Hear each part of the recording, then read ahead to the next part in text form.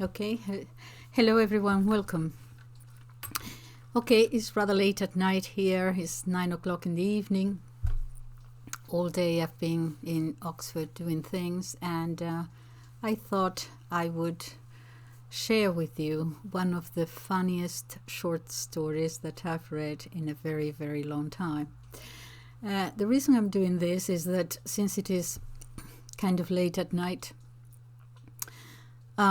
you probably had your daily dose of bad news, indifferent news, what is happening everywhere. So I thought I would do just something different again, just to get your mind off things.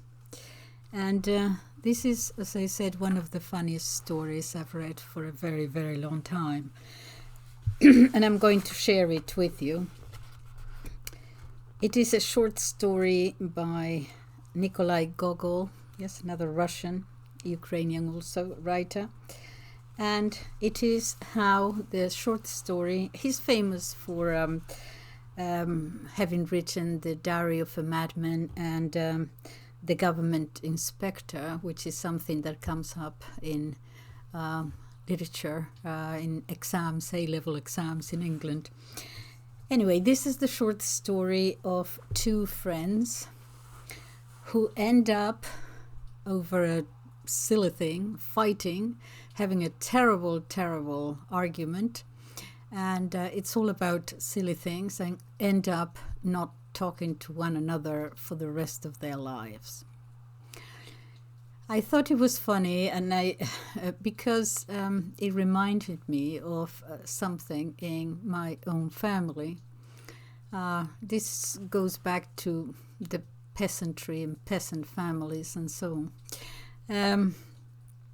In my own family, let me share this with you. In my own family, my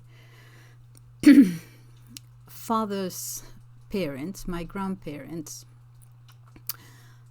who had 7 children, had a little bit of land, not rich, but just a little bit. They were comfortable. They had their own well, okay, which is something, and they had cattle and so on.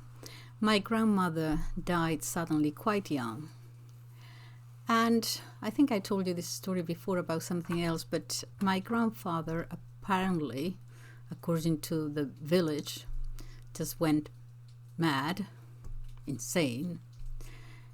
I don't know whether he did. I remember I only saw him once, and he seemed perfectly fine to me. But anyway, he took up with the local woman who would favor every man in the village, that kind of reputation. But it got serious, and after my grandmother died with 7 children, he kicked the children out of the house. That happened. My eldest uncle was 18, and by that time he was gone doing his own things. The second child, Maria, was 15. And the third was my father, who was 13 and down all the way to practically a 2-year-old. And they were kicked out of the house. And my aunt, at 15, gathered all the children and went to the stable and made a house there. In the stable. This is absolutely true, I promise you. And brought them all up as best she could. I don't know in the story what happened to the animals and where they were kept, but anyway, all the family said the same thing, that they were brought up in the stable that my aunt at 15 had made for all of them. And they grew up and they were fine. But this is the story that is connected to this story that I'm going to share with you. The well was right opposite the house and the stable. And father and daughter drew water from that same well for 50 years and never ever spoke to one another. Not one word. It's true. It's true. I shouldn't laugh really, because it was rather harsh. But anyway, so this is the story that Gogol wrote, but he says everything in such a funny way that is worth reading if you can get hold of this story. It was written in 1888, I believe. And this is the story of Ivan Ivanovich and Ivan Nikiforovich. That's part of the fun side of it. Okay, for those of you who don't know, those few of you, okay. Russians have a first name, a Christian name, and a surname, obviously, but in between they have the patronymic, and that means son of. So if you are called Ivan, which means John, then you will have John, son of John Smith. Okay, so the son of John part, that is the Ovich part of it. So Ivan Ivanovich is Ivan, son of Ivan. Yes, and so there is one Ivan Ivanovich, son of Ivan, and Ivan Nikiforovich. That means Ivan, son of Nikifor. Yeah? Okay. Also, for those of you who get frustrated with all the Russian names because they have all these diminutives and so on. Actually, I can understand that because Spanish we have the same. And sometimes the diminutives are completely different. For example, a woman's name, Dolores, that is the official name. And you have that in your papers, official papers. But other people, your relatives, your friends, will call you Lola, Lolita, Lolong, Mariloli, all kinds of things. If you're a man, Francisco, okay, you could be called Fran or Francis or Cisco, or the more usual one is completely different, Paco. Where does that come from? We don't know. And from Paco, you could have Paquito, Paquiri, all kinds of things. So the Russians have, actually in English, if you think about it, even though it is difficult for us to identify them in Russian, you could think of, I don't know, William. Okay, so William, Willie, Will, Bill, Billy. Yeah, so that's different too. So, all right. So this is the story of these two friends. I'm laughing already because this is hilarious. First of all, bear with me because the author is going to describe the houses. They live next to one another. They have been always friends forever and so on. He's going to describe first the houses and how they came to always be together, and then how the argument starts, and that is really the beginning of the story. But let me share with you. Okay, so how Ivan Ivanovich quarreled with Ivan Nikiforovich. Okay, remember the two names. So you should see Ivan Ivanovich's marvelous short fur jacket. It's quite fantastic. Good God, what lambskins. All dove color and shot with frosty white. I'll bet you anything you like. Nobody has lambskins to compare with his. Heavens, just take a look at them from the side, especially if Ivan Ivanovich happens to be talking to someone. Simply gorge your eyes on them. I really can't describe them. Velvet, silver, fire, good heavens, by the name of St. Nicholas the Miracle Worker, why don't I have a coat like his? Ivan Ivanovich is a very fine man. You should see his house in Mirgorod. It's completely surrounded by a veranda supported by oak pillars, with little benches all around. When the weather gets hot, Ivan Ivanovich throws off his fur jacket and some of his underclothes and relaxes in his shirt sleeves on the veranda, watching what is happening in the yard and the street. And those apple and pear trees growing right by the windows. Just open one window and the branches will poke right into the room. All that's at the front of the house. But you should take a look at his garden. What doesn't he have? Plums, cherries, every kind of vegetable, sunflowers, cucumbers, melons, chickpeas, even a threshing floor and a forge. Ivan Ivanovich is a very fine man. He loves melons. They are his favorite food. As soon as dinner is over, he comes out onto the veranda in his shirt sleeves and immediately orders Gabka, that's the maid, to bring him his 2 melons. He slices them himself, collects the seeds in a special piece of paper and starts eating. And then he tells Gabka, the maid, to bring him a bottle of ink, and he makes the following entry. These melons were eaten by me on such and such a date. If he happens to have company, he adds, so and so join me. God, how time flies. It's already more than 10 years since his wife died. He never had any children. Gabka has some, and they often run around the yard.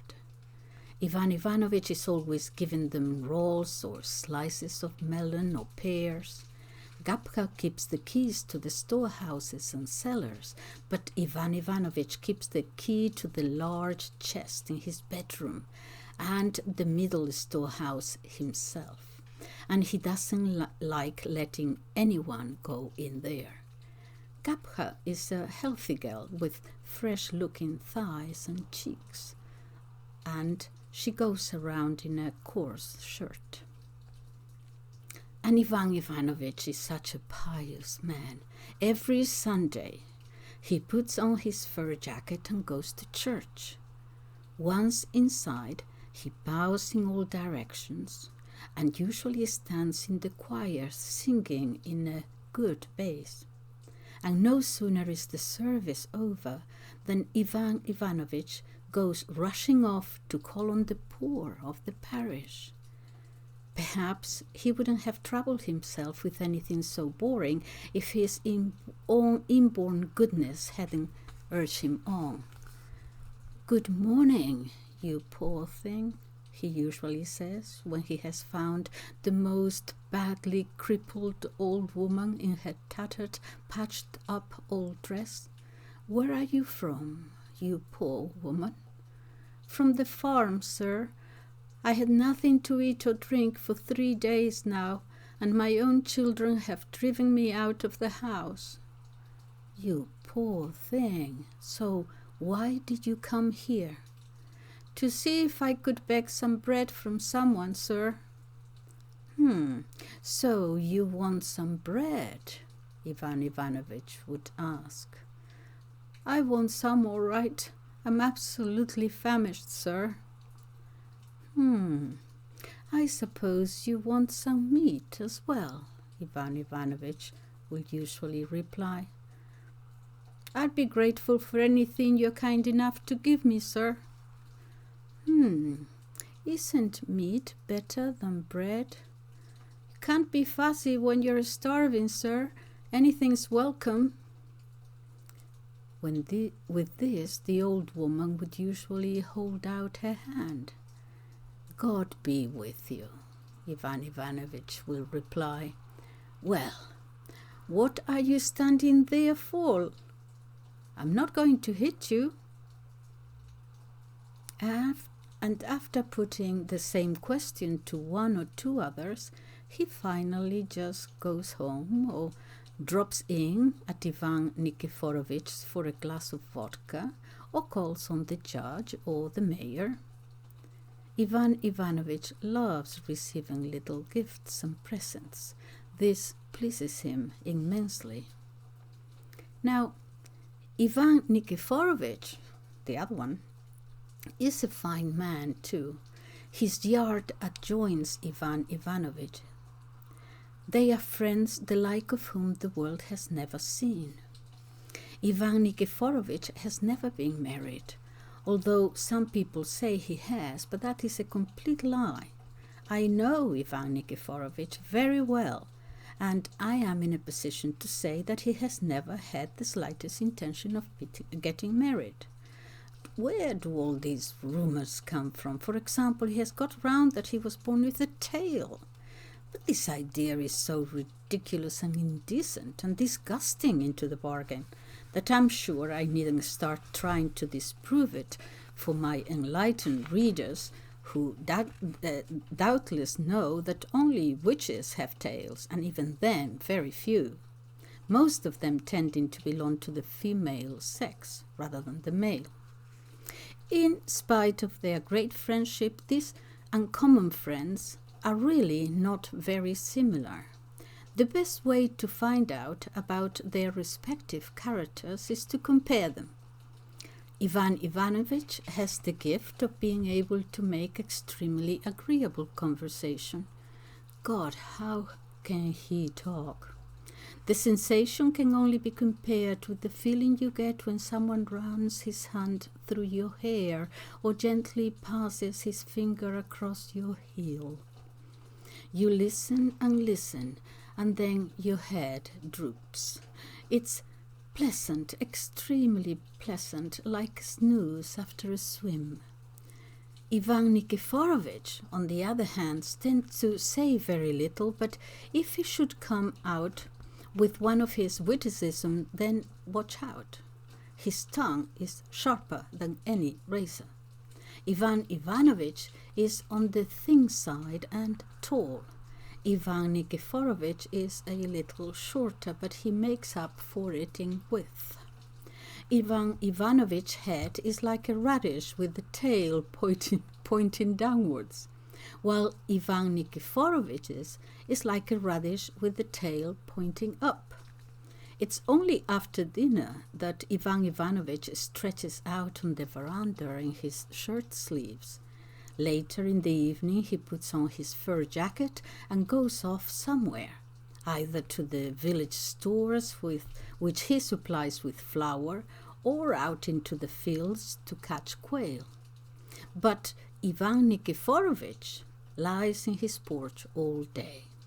If it isn't hot, he turns his back to the sun, and there he stays. In the morning, if he should happen to think of it, he will wander around the yard, see to things in the house, and then come back for another lie down. In bygone days, he used to go round to see Ivan Ivanovich. Ivan Ivanovich is an extraordinarily refined gentleman, and you will never hear him utter a single indecent word in polite company. He is the first to take offense, should he hear one. Ivan Nikiforovich sometimes forgets himself, which usually makes Ivan Ivanovich get up and say, "Enough, enough, Ivan Nikiforovich. You'd better lie in the sunshine than say such sacrilegious things." Ivan Ivanovich is furious if a fly falls into his soup. He loses his temper completely, throws the plate away, and the innkeeper catches it. Ivan Nikiforovich is terribly fond of having a bath, and when the water reaches his neck, he has a table and a samovar put in the tub, for he loves drinking tea in the cool. Ivan Ivanovich shaves twice a week. Ivan Nikiforovich once. Ivan Ivanovich is extraordinarily inquisitive, and God help you if you start telling him something and don't finish. If he is dissatisfied about something, he lets you know right away. It's very hard to tell just from looking at Ivan Nikiforovich if he is angry or not, and if something has pleased him, he certainly does not show it. Ivan Ivanovich is a rather timid person. Ivan Nikiforovich, on the other hand, has such wide folds in his trousers that if you inflated them, there would be room enough for the whole farmyard, barn, and outbuildings. Ivan Ivanovich has large, expressive, tobacco-colored eyes and a mouth rather like the letter V. Ivan Nikiforovich has small, yellowish eyes, almost completely lost between bushy eyebrows and puffy cheeks, and a nose like a ripe plum. If Ivan Ivanovich offers you snuff, he will first lick the snuff box lid, flip it open with his finger and hold it out, saying, if he happens to know you, "I shall esteem it a favor, my dear sir, if you'll take some." If he doesn't know you, he will say, "Not having the honor of knowing your rank, sir, name and patronymic, for example, will you please do me the favor of taking some?" But Ivan Nikiforovich will plonk the snuff box right in front of you, and all he'll say is, "Help yourself." But all in all, despite certain differences, both Ivan Ivanovich and Ivan Nikiforovich are fine people. One morning in July, Ivan Ivanovich was lying on his veranda. It was a very hot day, and the dry air was rippling in waves. Okay, the author now goes on to explain for quite a while about describing the yard and the trees and so on. But then he sees on his friend's house the old woman, the maid, coming out and airing lots of old clothes. They were old because they were army clothes and all kinds of old things that obviously don't fit Ivan Nikiforovich anymore, because now he's rather corpulent. And obviously these were from a bygone era, but there she is airing everything. And then he describes all the clothes and so on. And then he says, but soon the old woman crept out of the storeroom, puffing away under the weight of an ancient saddle with ragged stirrups, worn-out leather holsters, and a saddle-cloth that had once been red, with gold embroidery and brass discs. What a stupid woman, thought Ivan Ivanovich. Next thing, she will be bringing out Ivan Nikiforovich himself and airing him too. And Ivan Ivanovich was not far wrong. 5 minutes later, Ivan Nikiforovich's baggy underpants were hoisted up into place and took up nearly half the yard. And then she brought out a cap and a rifle, and this is going to be the start of the argument, this rifle. What is she up to? Wondered Ivan Ivanovich. I never knew Ivan Nikiforovich had a rifle. What does he want with that? Whether he shoots with it or not, what use can it be to him? But it is a wonderful piece, I must say. I've wanted one like that for ages. I'd love to get my hands on that rifle. I like having fun with rifles. Hey there, woman, shouted Ivan Ivanovich, beckoning with his finger. The old woman came up to the fence. What's that you've got there, Granny? You've got eyes, haven't you? Can't you see? It's a rifle. What kind? How should I know what kind? If it were mine, I'd know what it's made of. But how am I to know? It's the master's. Ivan Ivanovich got up and began examining the rifle all over, completely forgetting to tell the old woman off for hanging it out to air with the sword. I should think it's made of iron, continued the old woman. Iron. Why is it made of iron? Ivan Ivanovich said to himself. Has the master had it long? Maybe. It's a very fine piece, Ivan Ivanovich continued. I'll ask him if I can have it. What can he want it for? Perhaps he'll take something in part exchange. Well, is the master home, Granny? Yes. What is he doing? Having a lie down? Yes. Good, I'll go and see him. Ivan Ivanovich dressed, took the knotty stick he kept for dogs, since there were far more dogs in the streets than people, and set off. Although Ivan Nikiforovich's yard adjoined Ivan Ivanovich's, so that you could get from one to the other by climbing over the wattle fence, Ivan Ivanovich took the long way round by the street. This street led off into an alley which was so narrow that if two carts drawn by a single horse happened to meet, they could not pass and had to stay put until they were hauled backwards by their rear wheels in opposite directions. Pedestrians made their way as best they could, creeping to one side like the flowers and burdock growing along both sides of the fence. Ivan Ivanovich's shed ran along one side of the alley, and along the other were Ivan Nikiforovich's granary, front gates, and dovecote. Ivan Ivanovich went up to the gates and rattled the latch. This set off a loud barking inside, but when they recognized a familiar face, the dogs, all of a host of different colors, ran off wagging their tails. Ivan Ivanovich crossed the courtyard with its many-colored Indian doves fed by Ivan Nikiforovich himself, greenery in places, in other broken wheels, barrel hoops, and a small boy lolling about in a dirty shirt, altogether the kind of thing dearly beloved by painters. Then the author goes on to explain that everything was very dark in the house. He went in, and eventually he manages to see Ivan Nikiforovich. "Good day to you," said Ivan Ivanovich. "Ah, good day, Ivan Ivanovich," came a voice from one corner.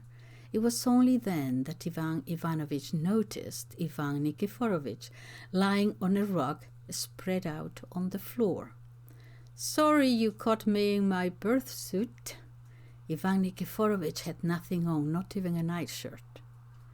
"Don't worry. So you're having a rest today, Ivan Nikiforovich?" "Yes, and how about you, Ivan Ivanovich?" "I've been resting too. But now you're up?" "Up? For goodness sakes, Ivan Nikiforovich, how can anyone sleep so late? I've just got back from the farm. You should see the beautiful barley fields along the road. Delightful. And the hay so tall and soft and golden." "Gorpina," Ivan Nikiforovich shouted, "bring Ivan Ivanovich some vodka and pastries and sour cream." "Lovely weather we're having today." "How can you say that? It can go to the devil. You just can't escape the heat." "You don't have to bring up the devil, Ivan Nikiforovich, all the time. You'll remember my words when it's too late. You'll pay for these blasphemous words in the next world." "How have I offended you, Ivan Ivanovich? I haven't laid hands on your mother or father. I don't know how I've offended you." "Forget it, Ivan Nikiforovich. Forget it." "But I didn't insult you. I swear I didn't, Ivan Ivanovich." "Strange that quails don't rise to the whistle yet.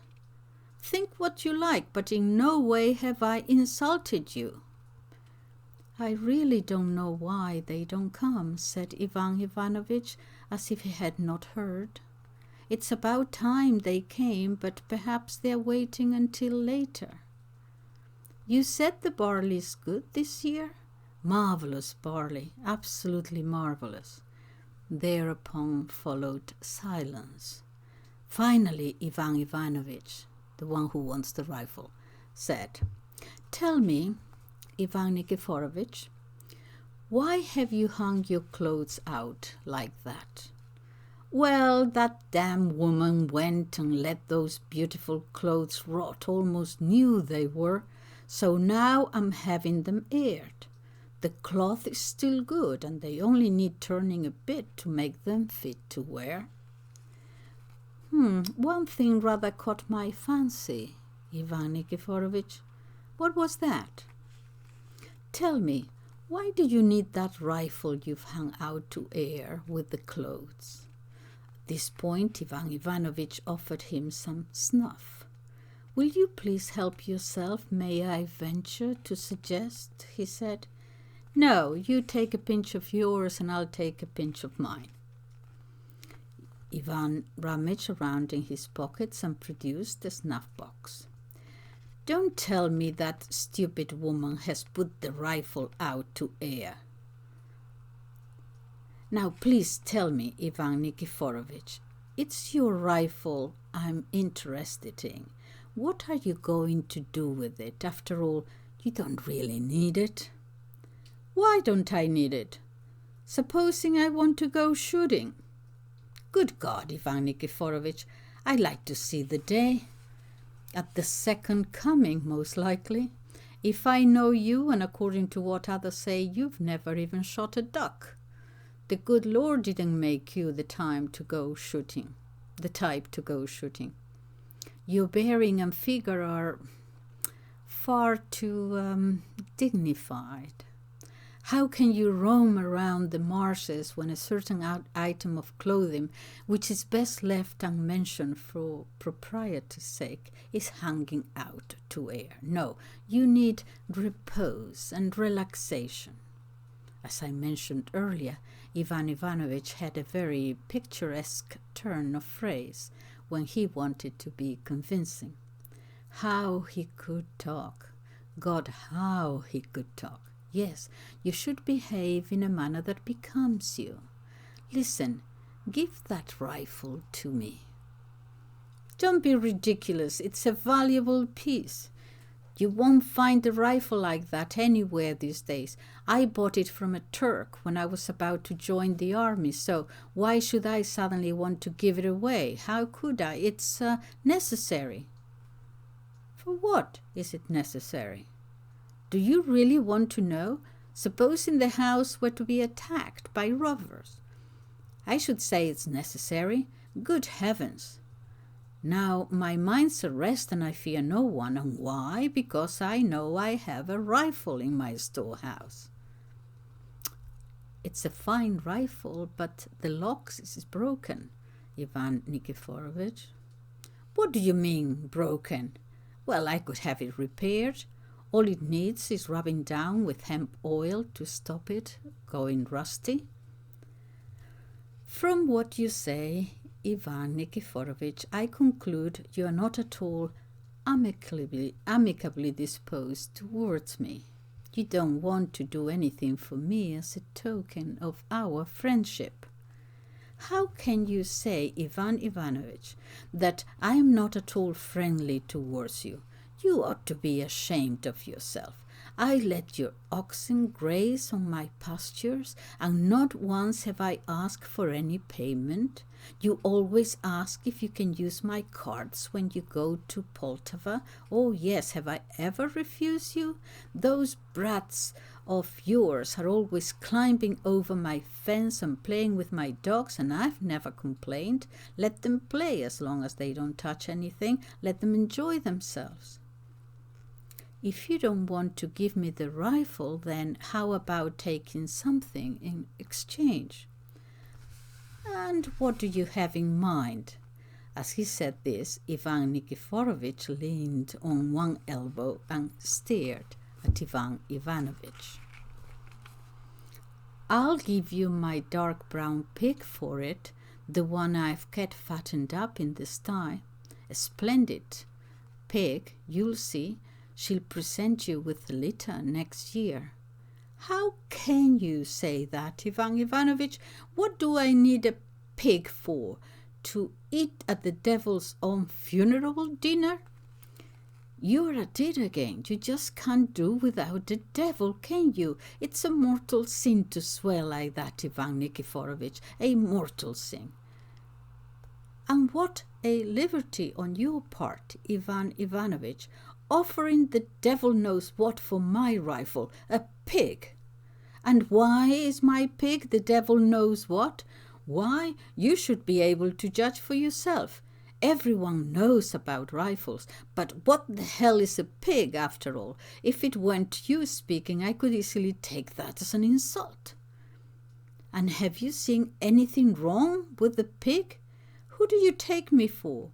Don't I know a good pig when I see one? Now sit down. I shan't mention it any more. You can keep your rifle. Let it stand in a corner of the storehouse and rot. I shan't mention it again." Thereupon silence followed. "They say," Ivan Ivanovich began after a while, "that 3 kings have declared war on the Tsar." "Yes, Peter Fyodorovich was telling me. What kind of war is it? What's the reason?" "I really can't say for sure, Ivan Nikiforovich. I assume the 3 kings want to convert us to the Turkish faith." "The stupid fools fancy wanting to do that," pronounced Ivan Nikiforovich, raising his head. "So, you see, now the Tsar declared war on them." "No," he told them, "you adopt the Christian faith." "I wouldn't worry about it. We'll beat them easily enough, Ivan Ivanovich. Of course we will. So, you don't feel like swapping your rifle, Ivan Nikiforovich?" "I can't understand it, Ivan Ivanovich. You're a man who's known for his learning, yet you talk like a child. I'd really be a fool." Sit down. To hell with the rifle. Let it rot. I shan't so much as mention it again." Just then some savories were brought in. Ivan Ivanovich poured himself a glass of vodka and ate a pie filled with sour cream. "Listen, Ivan Nikiforovich, besides the pig, I'll give you 2 sacks of oats. You haven't sown any yet, and you'll have to buy some sooner or later this year." "Good God, Ivan Ivanovich, it's like talking to a brick wall." "That's nothing." Ivan Nikiforovich can produce even stronger phrases. "Whoever heard of swapping a rifle for 2 sacks of oats? Now, what about that fur jacket of yours?" "But you're forgetting there is a pig also thrown in as well." "What? 2 sacks of oats and a pig for a rifle? Well, that's fair enough, isn't it? For my rifle? That's what I said. 2 sacks of oats for a rifle? Not empty sacks, of course, full of oats. And you've forgotten the pig. Go and kiss the pig yourself. If you don't want to, then go to hell." "Oh, get away from me. You'll see, in the next world, they'll stick red-hot needles in your tongue for such sacrilegious words. A man needs to wash his face and hands after talking to you, and a man needs to fumigate himself." "If you don't mind, Ivan Ivanovich, a rifle is a noble object, a most interesting item of amusement. What's more, it looks very decorative in a room. And you, Ivan Nikiforovich, are behaving like a child with a new toy." "What with that rifle of yours?" Ivan Ivanovich said, the annoyance creeping into his voice. He was getting really angry now. And you, Ivan Ivanovich, are a perfect goose. If Ivan Nikiforovich had not used this word, goose, they would not have had their quarrel and then, as ever, parted in good terms and as good friends. But now exactly the opposite happened. Ivan Ivanovich immediately flared up. "What was that you said, Ivan Nikiforovich?" he asked, raising his voice. "I said you look like a goose, Ivan Ivanovich." "How dare you, sir, be so oblivious of the honor and respect due to my rank and station? How dare you insult me with such a defamatory word?" "What defamatory word? What's defamatory about it? And why are you waving your arms about, Ivan Ivanovich? I repeat, what's happened to your sense of decency that you can go so far as to call me a goose?" "I'd like to spit in your face, Ivan Ivanovich. What on earth are you cackling about?" Ivan Ivanovich could not control himself anymore. His lips trembled, his mouth changed from its normal V shape and began to look like an O. He started blinking in a terrifying way. This was something exceedingly rare for Ivan Ivanovich. He had to be really incensed to look like this. "For your information," said Ivan Ivanovich, "I don't want to have anything more to do with you." What a shame. Don't worry. I won't lose any sleep over it," Ivan Nikiforovich replied. He was lying. God, how he was lying. He was really very upset. "I shall never set foot in your house again." "Aha!" exclaimed Ivan Nikiforovich as he rose to his feet. He was so furious he just could not think what to do. Contrary to his normal practice, he stood up and shouted, "Hey there, woman, boy!" At this, the same skinny woman appeared together with a small boy wrapped in a long white coat. "Take hold of Ivan Ivanovich and show him the front door." "What? You do this to a gentleman?" shouted Ivan Ivanovich, his feeling of dignity mingled with indignation. "Just you dare! Come on then! I'll thrash the living daylights out of you and your stupid master as well. The crows won't even find the bones." Ivan Ivanovich used extremely strong language when aroused. Altogether, they made a striking picture. Ivan Nikiforovich standing in the middle of the room, in his full natural beauty, unadorned. The peasant woman with her mouth wide open and the most stupid, terrified look on her face. And Ivan Ivanovich, his arm raised high like a Roman senator's. It was a truly great moment, a magnificent spectacle. And there was only one person to see it, the boy in the immense coat who stood there fairly calmly, picking his nose. At length, Ivan Ivanovich reached for his hat. "A fine way to behave, Ivan Nikiforovich, absolutely wonderful. I'll see you don't forget it in a hurry. Get out and keep out of my way, or I'll bash your ugly face in." "And that's for you, Ivan Nikiforovich," replied Ivan Ivanovich, making an obscene gesture with 2 fingers and slamming the door so hard it rattled on its hinges and banged open again. Ivan Nikiforovich appeared in the doorway and was about to add something more, but Ivan Ivanovich did not stop to look round and flew out of the yard. And that is how 2 respectable gentlemen, the pride and glory of Mirgorod, came to quarrel. And because of what? A stupid trifle. A goose. They refused to see each other again and broke off all relations, yet these 2 friends were formerly known to be absolutely inseparable. Every day, Ivan Ivanovich and Ivan Nikiforovich had been in the habit of sending a servant over to inquire about the other's health, and they often used to chat to each other from their verandas, saying such pleasant things it warmed your heart to listen to them.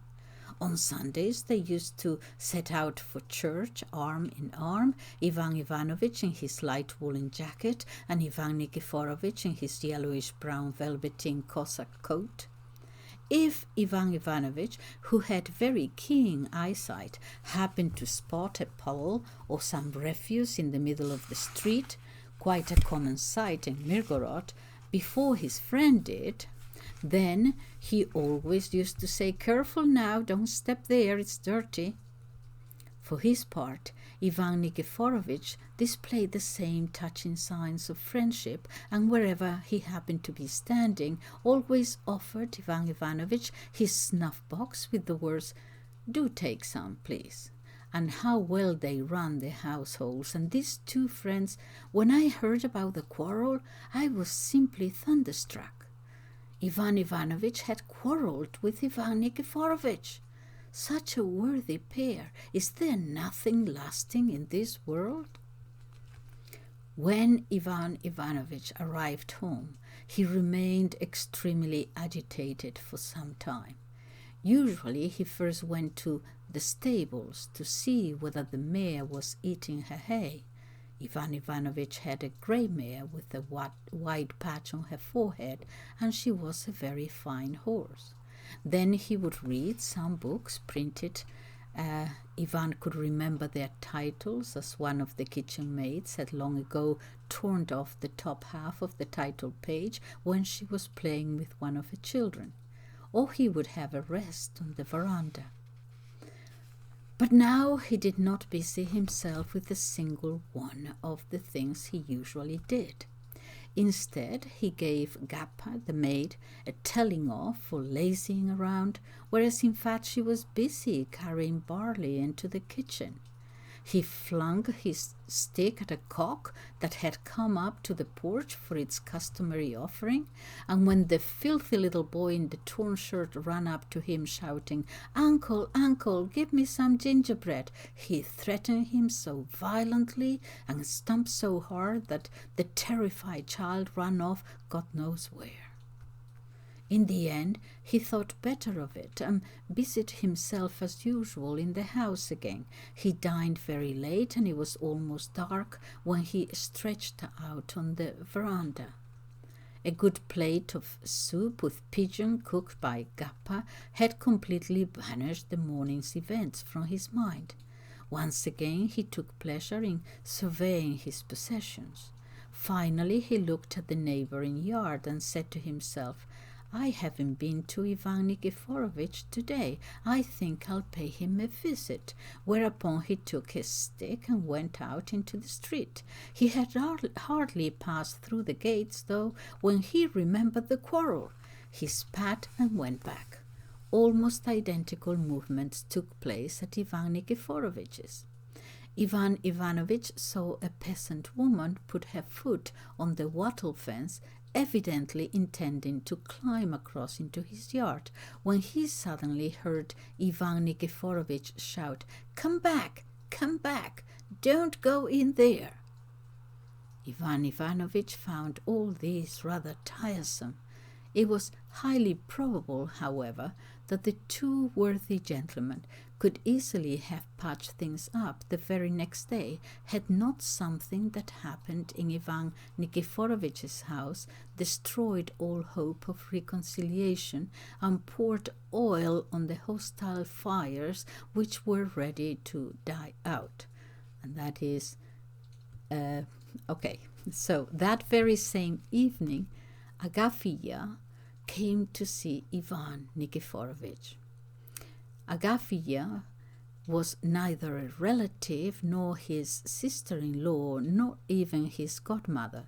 There was no reason at all, it seemed, why she should visit him, and Ivan Nikiforovich was not exactly pleased when she did. All the same, she was in the habit of coming to stay with him for weeks on end, sometimes even longer. keeping the keys in her possession and taking charge of the whole house. All this Ivan Nikiforovich found very unpleasant, but surprisingly enough, he obeyed her like a child, and although he sometimes tried to argue with her, she always got her way. I must confess that I have no idea how women can grab us by the nose as deftly as they take hold of a teapot handle. Either their hands are adapted for this, or else that is all our noses are fit for. And although Ivan Nikiforovich's nose looked rather like a plum, she would catch hold of it and lead him round like a dog. When she was around, he couldn't help altering his normal routine. He would not lie in the sun so long, and when he did, he would never lie in the nude, but would always wear a shirt and his broad velveteen trousers, although Agafya never requested him to. On the contrary, she did not like ceremony, and when Ivan Nikiforovich felt feverish, she would wash him from head to toe with turpentine and vinegar with her own hands. Agafya wore a cap and a coffee-colored cloak with yellowish flowers, and she had 3 warts on her nose. She had a figure like a small top, and it was just about as difficult to make out where her waist was as trying to see one's own nose without a mirror. Her little feet were shaped like cushions. She loved scandal-mongering, ate boiled beetroot in the mornings, swore like a trooper, and whichever one of these varied activities he happened to be engaged in, her expression never altered for 1 second. This is a gift that normally only women are blessed with. The moment she arrived, everything was turned inside out. "You mustn't apologize to him, Ivan Nikiforovich, or try and make it up. He wants to ruin you. He's that kind of man. You don't really know him at all." The wretched woman babbled on and on until in the end Ivan Nikiforovich didn't want to know any more about Ivan Ivanovich. Sweeping changes took place. If a neighbor's dog strayed into the yard, it was bitten with the first thing that came to hand. Children who climbed over the fence came back howling, their shirts lifted up to show whether they have been thrashed. Even the old peasant women, when Ivan Ivanovich wanted to ask her something or other, gave such an obscene reply that Ivan Ivanovich, being an extremely sensitive person, spat on the ground and muttered, "What a filthy woman, worse than her master." Finally, to add insult to injury, this hateful neighbor had a goose shed built just where he used to climb over the fence, apparently with the specific intention of making the insult even worse. This shed, that Ivan Ivanovich found perfectly hideous, was built with devilish speed in a single day. All this filled Ivan Ivanovich with malice and a longing for vengeance. However, he did not show any signs of annoyance, despite the fact that the shed actually encroached on his land. But his heart began to beat so fast that he found it very difficult to keep up this outward show of calm. This was how he spent the rest of the day. Night came. Oh, if only I were a painter, I could portray to wonderful effect all the enchantment of night.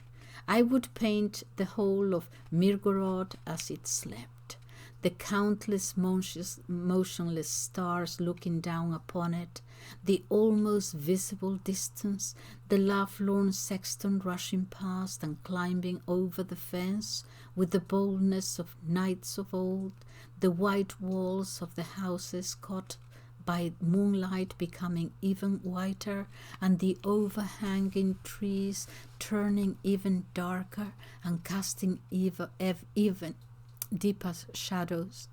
the flowers and silent grass smelling more fragrant, and the crickets, those restless cavaliers of the night, singing their friendly chirruping songs in unison in every corner. I would paint the black... Okay, see, he goes on quite a little bit more. So he has this thing now that there is a goose shed practically on his porch, and he's very upset about it.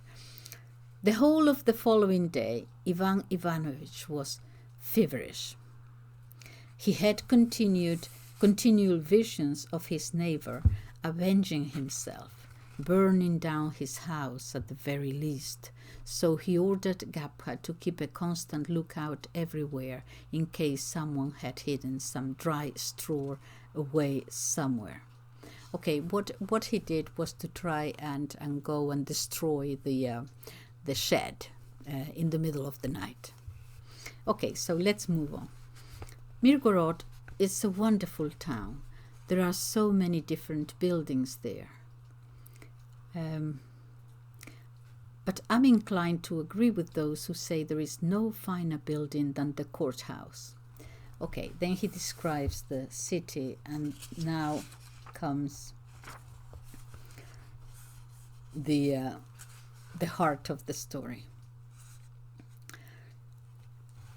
They're going to file a writ against each other, and he has described the courthouse. The court had been sitting since morning. The judge, who was a rather stout man, but slightly thinner than Ivan Nikiforovich, with a kindly face, a greasy housecoat, holding a pipe and a cup of tea, was having a chat with the clerk of the court. The judge's lips were situated right under his nose, so his nose could easily sniff along the upper lip to its heart's content. In fact, this lip was as good as a snuff box, since the snuff that was destined for his nose almost invariably settled along it. As I was saying, the judge was chatting with the clerk of the court. A barefooted girl stood by them with a tray and teacups. At the end of the table, a secretary was reading out some verdict or other in such a monotonous and doleful voice that it would have sent any defendant straight off to sleep just listening to it. The judge himself, no doubt, would have succumbed before anyone else had he not become involved in a very interesting conversation. I made a special point of finding out, he was saying as he sipped his tea, which was already cold, how they managed to sing so well. I had a splendid thrush about 2 years ago, and what do you think? It suddenly went haywire and began to sing God knows what. As time went on, it got worse and worse. It began bearing its letters and whizzing. Its voice became very hoarse, and I was ready to throw it out. And do you know what the reason was? Why, really nothing at all. There was a small swelling under his throat, smaller than a pea. All you had to do was prick it with a needle. That's what Sakar taught me, and if you want to know any more, I'll tell you exactly what happened. I went to see him, and the secretary cuts him off. Shall I read out another verdict, Demyan Devianovich? Interrupted the secretary, who had stopped reading several minutes before. Finished already? Well, I never. That was quick. And I didn't hear a word. Where is it? Give it to me and I'll sign it. Do you have anything else? There's the case of the Cossack Bokito and the stolen cow. Good. Read it out. As I was saying, I went to see him. And it goes on. He's not paying attention, the judge. And then someone comes through the door. Good day, gentlemen. I hope you're well, Ivan Ivanovich said, bowing all round with his unique brand of geniality. Heavens, he really was a great charmer. Nowhere have I seen such refinement. He had a very exalted opinion of himself and expected everyone to show him the respect he thought he deserved.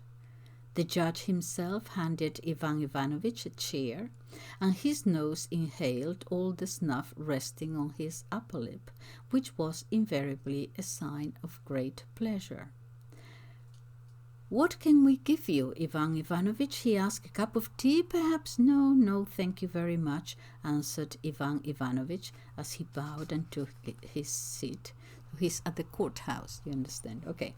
"Please, just one little cup," the judge said. Really, not at the moment, but I do appreciate your hospitality," answered Ivan Ivanovich as he stood up, bowed, and sat down again.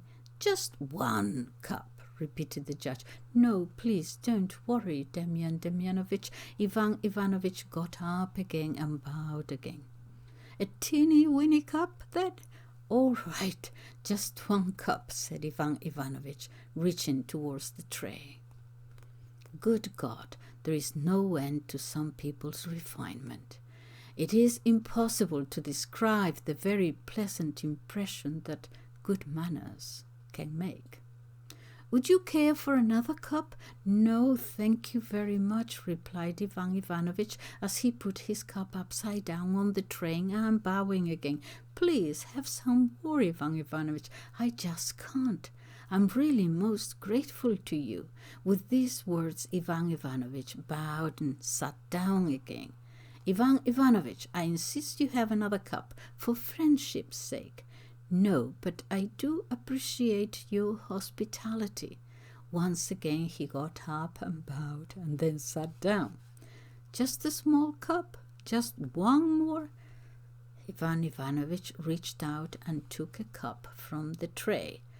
Lord, what man will do to bolster his own dignity? "Demyan Demyanovich," the judge, said Ivan Ivanovich, draining his cup to the last drop, "I've come on urgent business. I want to issue a writ." Ivan Ivanovich put his cup down and took from his pocket a sheet of paper that bore an official stamp and had writing all over it. "It's against my enemy, my mortal enemy." "And who may that be?" "Ivan Nikiforovich, Dogochan." At these words the judge nearly fell off his chair. "What did you say?" he said, clasping his hands. "Did you say you are taking him to court?" "You can see for yourself. It's me." "Well, by all that's holy, you, Ivan Ivanovich, are now Ivan Nikiforovich enemy? Can it be you saying this? Repeat what you just said. Are you sure there is no one standing behind you and speaking instead? And what's so strange about it?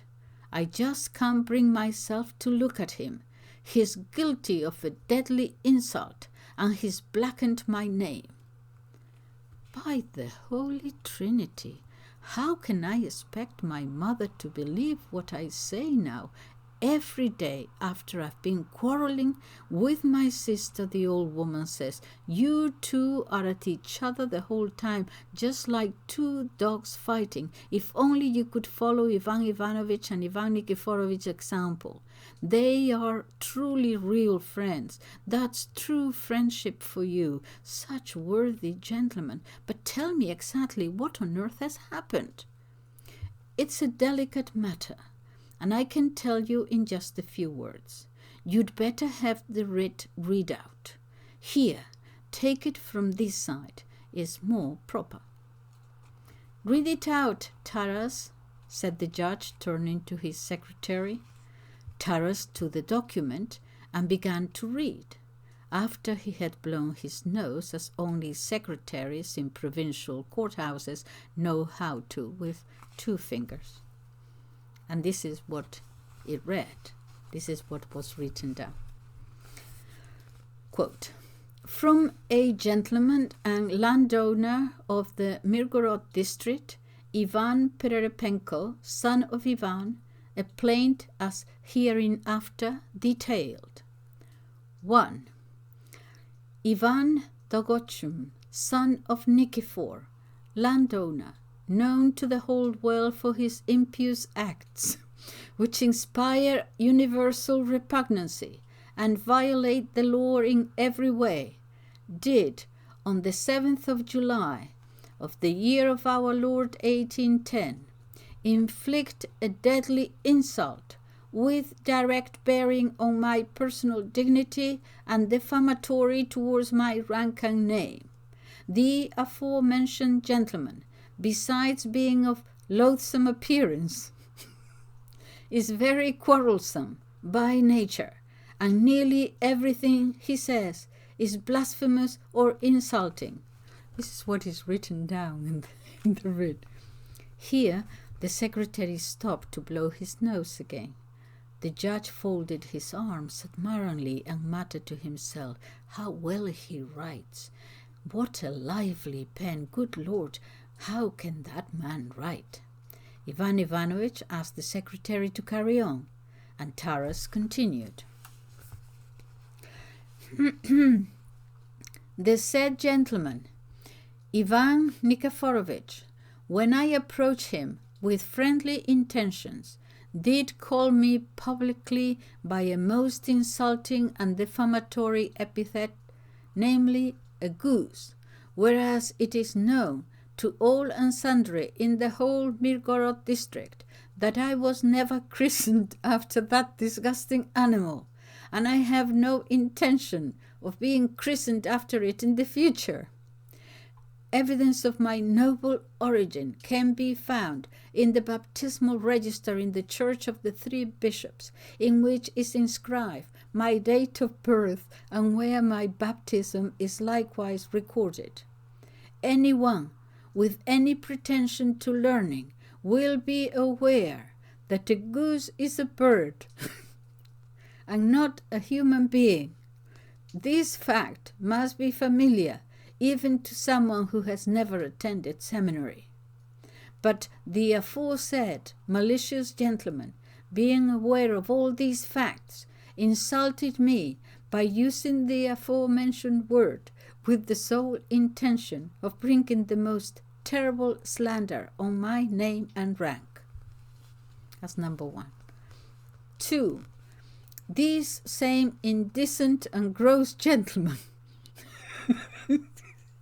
did attempt to damage my property, inherited by me from my father, Ivan Pererepenko, clergyman and son of Onisev of blessed memory, in that, in flagrant violation of the law, he erected a goose shed directly in front of my porch, with the sole intent of rubbing in the insult. For this aforementioned shed, up to that time, had stood in a very convenient position and was quite strong into the bargain. But the vile motive of the aforementioned gentleman consisted in this alone, viz., to make me a direct witness of indecent actions, for it is known to everyone that no man goes into a shed, and least of all a goose shed, for reasons that can be mentioned in polite society. In carrying out this illegal act, the 2 front posts encroached on my land, handed down to me by my father when he was still alive, Ivan Pererepenko, of blessed memory, starting from the granary and extending in a straight line to the place where the women wash their pots. That is how they measure them, from the granary to where the women wash their pots. 3. The gentleman described above, whose name inspires nothing but disgust,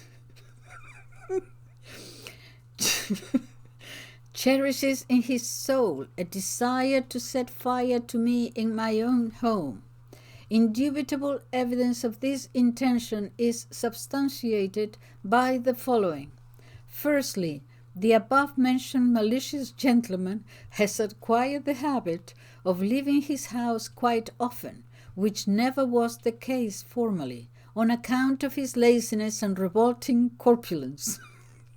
Secondly, in the servants' quarters, adjoining the fence, which encloses the land inherited from my father of blessed memory, Ivan Perepipenko, son of Onisiev, a light can be seen burning for an extraordinarily long time every day, which is irrefutable evidence, since hitherto, as a result of his hateful negativeness, not only the tallow candle but even the oil lamp has always been extinguished during the day, and therefore I request that the same gentleman, Ivan Dovbuchan, son of Ivanovich,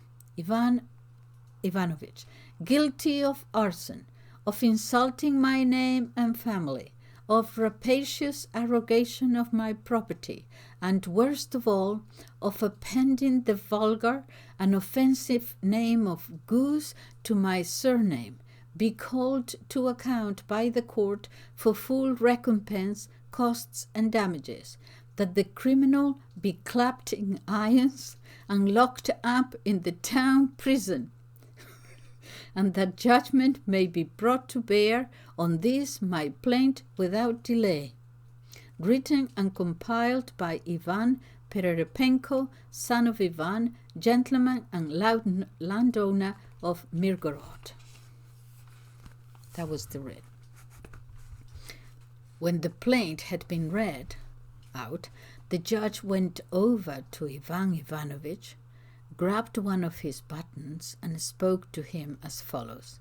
"What are you thinking of, Ivan Ivanovich? Fear the Lord. Throw this plaint away, get rid of it. Send it to the devil. Shake hands with Ivan Nikiforovich. Make it up with him. Then go and buy some Saturinsky or Nikolovsky liquor. Or just make a little punch and invite me over. We'll have a drink and forget the whole thing." "No, Demyan Demanovich, it is not as easy as that," Ivan Ivanovich proclaimed with that certain tone of authority that so became him. "This is not something that can be settled by any amicable agreement. Goodbye." "And goodbye to you, gentlemen," he said, with the same authority in his voice, turning to the rest. "I trust the appropriate action will be taken." And he walked out, leaving everyone in the courthouse utterly stunned. The judge sat down without a word.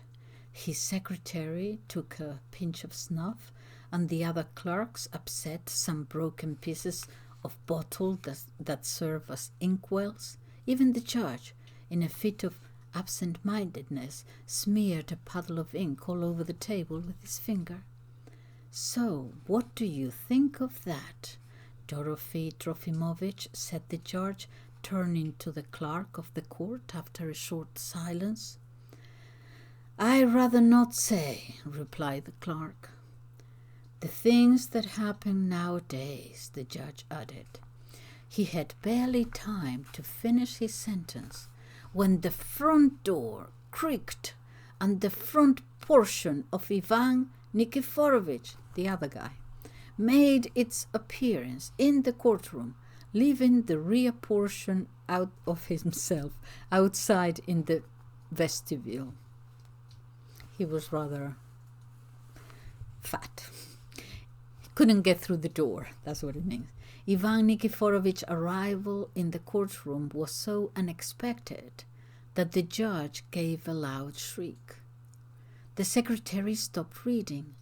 One of the clerks, clad in something made of frieze resembling a dress coat, stuck his pen between his lips.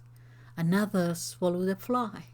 Even a soldier, invalid out of the army, who acted as messenger and warder as well, and who up to this time had been standing by the door scratching himself through his dirty shirt with stripes on the arms, even he gaped and trod on someone's foot. "Fancy seeing you here. To what do we owe this honor? How are you, Ivan Nikiforovich?" But Ivan Nikiforovich was more dead than alive, as he had got stuck in the door and could not move forwards or backwards. In vain the judge called out into the vestibule for someone to shove Ivan Nikiforovich forwards into the courtroom. Only an old woman was there with a petition, and despite all the efforts she made with her bony hands, could not budge him. Then a thick-lipped clerk with broad shoulders, a fat nose, eyes that could not focus straight from drink, and with a jacket that was coming away at the elbows, approached the front portion of Ivan Nikiforovich, crossed his hands for him as though he were a child, and winked at the old soldier, who used his knee as a lever against Ivan Nikiforovich's belly.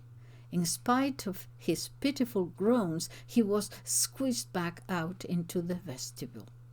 Then the bolts were drawn back and the other half of the door was opened.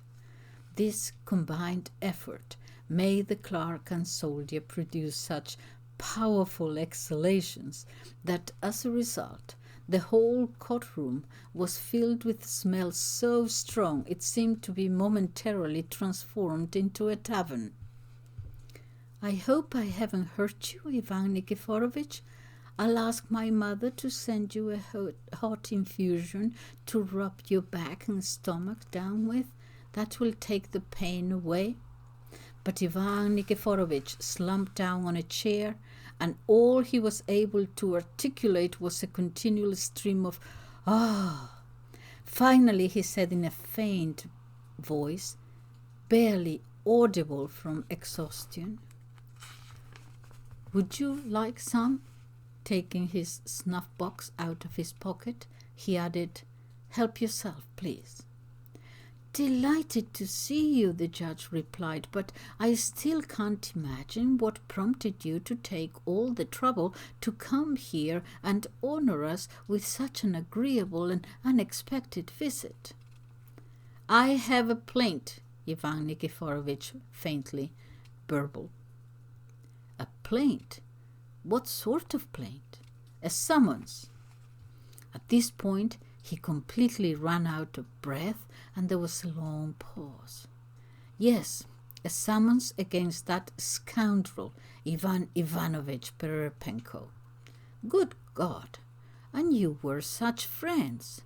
How can you want to take proceedings against such a kind-hearted man?" "He's the devil in disguise," snapped Ivan Nikiforovich. The judge crossed himself. "Here is the plaint if you care to read it." After he had completed his normal nose-blowing procedure before reading out documents, the secretary began as follows, and this is the plaint from Ivan Nikiforovich. "Ivan Dokochkun, son of Nikifor, a gentleman residing in the Mirgorod district, presents his plaint in connection with the following. 1. Through hateful malice and obvious ill will, Ivan Pererepenko, son of Ivan, who calls himself a gentleman, has been inflicting on me every conceivable kind of harm, perpetrating damage and other pernicious acts which fill me with terror. Yesterday evening, just like a robber and a common thief, armed with axes, saw, chisels, and various locksmith's tools, he climbed into my courtyard and then into my own goose shed, which is situated in the said courtyard. With his own hands and in the most offensive manner, he chopped it down. On my part, I gave no cause whatsoever for such illegal and outrageous behavior. 2. This same gentleman, Pererepenko, has been making attempts on my life, and on the 7th ultimo, concealing his real purpose in the most insidiously friendly way, called on me and begged me to let him have my rifle, which was in my room, and with characteristic stinginess offered in exchange several worthless things, his pig and 2 sacks of oats. Anticipating his criminal intentions, I tried in every way to put him off. But the same swindler and rogue, Ivan Pererepenko, son of Ivan, swore at me like a peasant, and ever since has nurtured undying hatred towards me.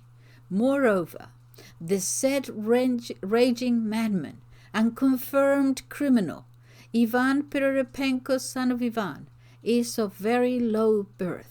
Everyone knows, this is what he wrote down, everyone knows that his sister was a prostitute and followed a regiment of chasseurs which was stationed in Mirgorod 5 years ago, and she entered her husband in the register as a serf. His father and mother were also lawless people and incredible drunkards. The above-mentioned robber Pererepenko, in his bestial and venal behavior, surpasses all his family, and under the guise of piety does the most scandalous things. He does not fast, for on the eve of St. Philip's Day, this same heretic bought a ship, and the following day ordered his mistress to kill it, trying to justify himself by alleging that he needed tallow fat straight away for the lamps and the candles. In the light of the foregoing, I request that this landed gentleman, a declared robber, church thief, scoundrel, already found guilty of larceny and burglary, be clapped in irons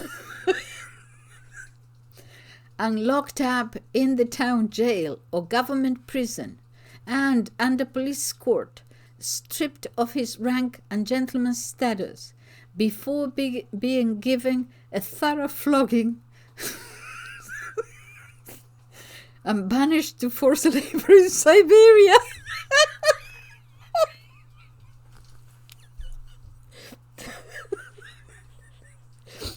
And that he be ordered to pay costs and damages, and that judgment be carried out forthwith.